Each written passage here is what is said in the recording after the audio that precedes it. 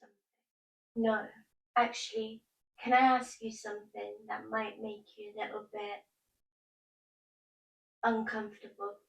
Not because it's a difficult question, but because it asks you to look somewhere most of us spend our entire lives avoiding.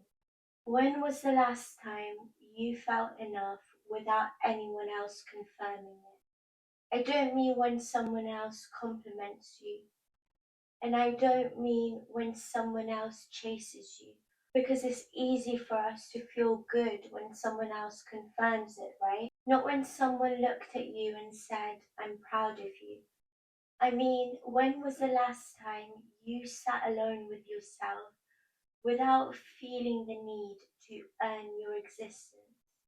I've asked myself that question more times than I can count, because there are still moments I find myself chasing that approval, and I find myself looking for that validation. And I think that's so natural for us as humans, because as human beings, we do need that approval to feel good. We do need that validation to feel good. And a good example of this would be when I'm doing commission work, and it happens almost invisibly, but I do catch myself, wondering if the person I'm doing the commission for will like it, rather than me questioning myself, oh, do I like it? I seek their approval first. Or I'll have a conversation that felt really special and really meaningful. And later on that night, I wonder if, the other person felt the same way. And I find myself questioning the whole scenario for hours sometimes. How did they find me? Did they approve of me? What did they think of me? And sometimes I find myself ruminating, did I overshare? Was I too much? Did the other person think I was weird? Maybe you've done that too, my angel. Maybe you left the room physically whilst your mind still lingered there for hours after it was over. And I feel you, because I'm the exact same way, replaying every sentence, replaying every expression, every silence, trying to solve a conversation that ended so long ago. Isn't it extraordinary how much energy we spend wondering whether other people will like us, wondering what their perceptions are of us, and ruminating on, oh, do they approve of me? Do they validate me? And isn't it exhausting? Honestly, I don't think we talk about that exhaustion enough, because it's not the same exhaustion that comes after working for, let's say, 10, 12 hours straight.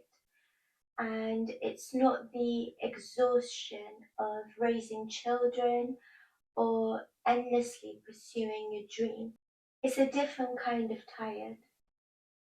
It's the exhaustion of constantly monitoring yourself, constantly asking, am I being received the way that I think I should be received?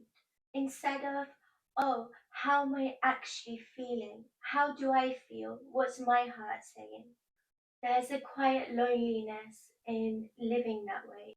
Eventually, you become so skilled at reading other people's landscapes that you forget about your own emotional landscape, and you tend to lose touch with how you manage your emotions, because you're so focused on other people's emotions. And I think that's normal as empaths, but we have to be careful that, how can I phrase this the right way?